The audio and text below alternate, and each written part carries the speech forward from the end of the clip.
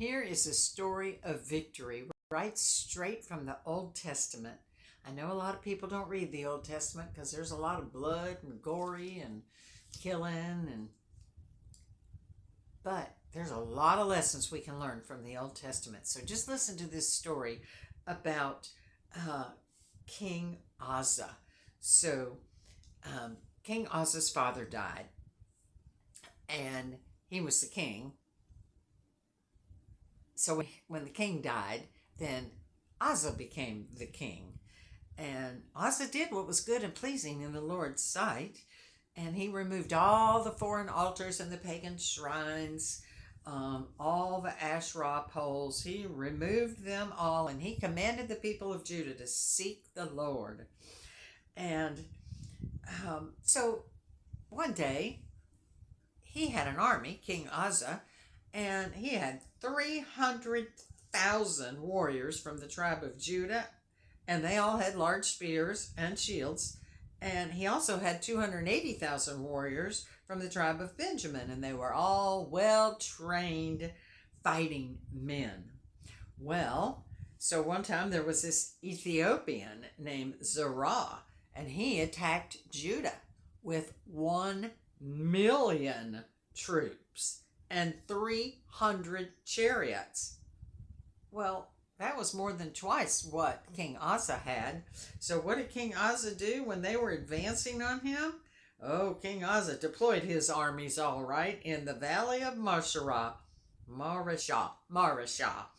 And he cried out to the Lord. This is what he did. He cried out, "Oh Lord, no one but you can help the powerless against the mighty.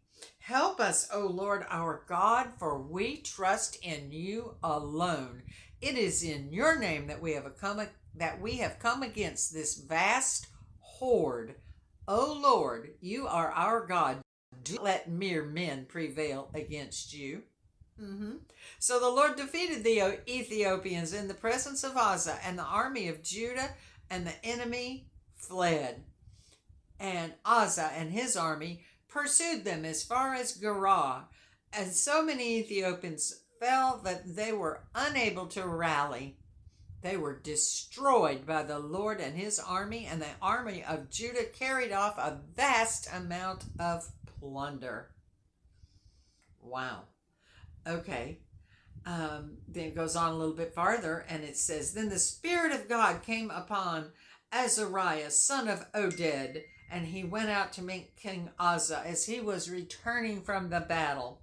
'Listen to me, Asa,' he shouted. 'Listen, all you people of Judah and Benjamin.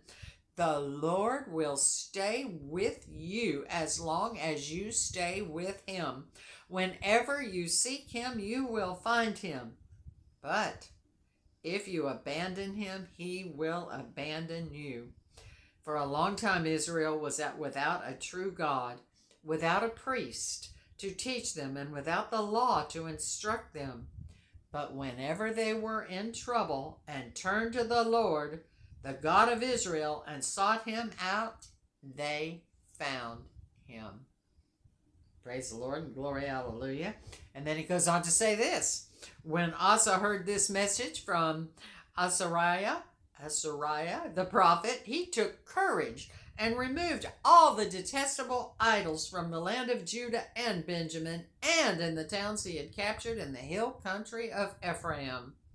And he repaired the altar of the Lord which stood in front of the entry room at the Lord's temple." Okay. And then he had a great sacrifice, y'all. He repaired that altar. He sacrificed 700 cattle and 7,000 sheep and goats, taken from the plunder they had in the battle. That's kind of special. They entered into a covenant to seek the Lord, the God of their ancestors, with all their heart and soul. They agreed that anyone who refused to seek the Lord, the God of Israel, would be put to death. That's pretty extreme. But if they didn't, those people would contaminate them, and more would go that way instead of the Lord's way. And all in Judah were happy about this covenant, for they had entered into it with all their heart.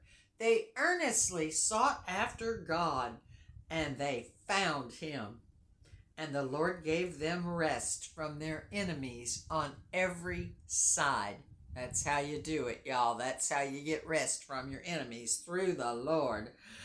King Asa even deposed his grandmother, Maacah, from her position as queen mother, because she had made an obscene Asherah pole. He cut down her obscene pole, broke it up, and burned it in the Kidron Valley. Although the pagan shrines were not removed from Israel, Asa's heart remained completely faithful throughout his life. Praise the Lord and glory, hallelujah, y'all. Isn't that a good story? I just love these stories in the Old Testament. They can teach us so much. God will forgive us. We're going to mess up probably every single time, over and over and over again. But if we keep turning to him and seeking him, we will find him. Turn away, don't seek him, you won't see him. He's a gentleman. He's not coming unless you ask him. Turn to the Lord. Seek him with all your heart, and you will find him. Thank you, friends. I hope you enjoyed this little story from the Bible. It's in 2 Chronicles 14 and 15. Be blessed, my friends, and please share this with somebody else that might need to remember how to find the Lord, to draw near. Okay? Be blessed. I love you guys. Have a wonderful day serving and trusting the Lord.